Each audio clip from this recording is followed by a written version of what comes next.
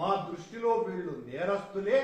అయినా మేము చాలా జాగ్రత్తగా వెంకటేశ్వర స్వామి మీద ఉన్నటువంటి భక్తితో ఏ రకమైనటువంటి ఇబ్బందులు లేకుండా విచారిస్తాం. ఏంది ఏ రకమైనటువంటి ఇబ్బందులు లేకుండా విచారించేది?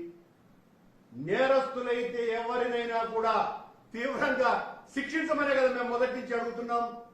సిబిఐ లాంటి ఉన్నతోన్నతమైనటువంటి సంస్థే మేము నిర్దోషులము, మాకు సంబంధం లేదు అన్నటువంటి విషయాన్ని నిర్ధారించిన తర్వాత అధికారులు, కొద్దిమంది అధికారులు, సరఫరాదారులు ఈ టెక్నికల్ కమిటీ కుమ్మక్కై ఈ ద్రోహానికి పాల్పడ్డారు అని తమ నివేదికలో పేర్కొన్న తర్వాత మా వాళ్లను దోషులుగా చేయడానికే మీ ప్రయత్నం ఏంటి? నిన్న పవన్ కళ్యాణ్ గారు ఏం మాట్లాడతారు?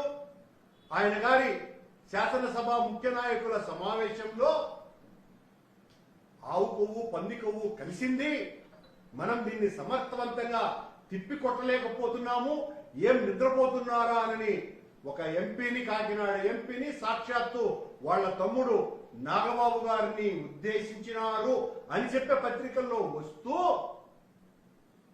సిబిఐ తన నివేదికలో భక్తుల మనోభావాలు ఎక్కడ దెబ్బతింటాయోనని, భక్తుల మనోభావాలు ఎక్కడ దెబ్బతింటాయోనని సిబిఐ తన నివేదికలో జంతువుల కొవ్వు కలపలేదు అని తీర్పిచ్చిందంటండి.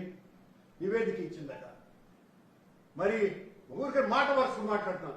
సిబిఐఏ విచారణ సంస్థే భక్తుల మనోభావాలు దెబ్బతింటాయని నివేదిక ఇవ్వకపోతే సనాతని నేను వెంకటేశ్వర స్వామే కాదు మొత్తం హైందవ జాతినంతా ఉద్ధరించడానికి కంకణం కట్టుకున్న అపర పీఠాధిపతిని నేను, హైందవ ధర్మ పరిరక్షణ కోసమని ఆనాడు ఉద్ధరించిన మరో శంకరాచార్యుని లాగా నిరంతరం ఏ రాష్ట్రానికి పోతే ఆ రాష్ట్రంలో ఇలాంటి మాటలన్నీ మాట్లాడుతున్నారే పవన్ కళ్యాణ్ గారు.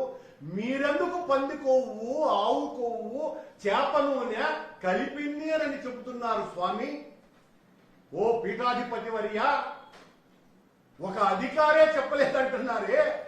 పీఠాధిపతులుగా ఉండి మీరు, సనాతన ధర్మ పరిరక్షకులుగా ఉండి మీరు భక్తుల మనోభావాలు మీరు మాట్లాడితే దెబ్బతినవా స్వామి? దీనికి సమాధానం చెప్పాలి మీరు.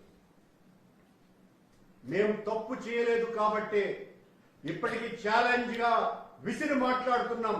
తప్పంతా మీ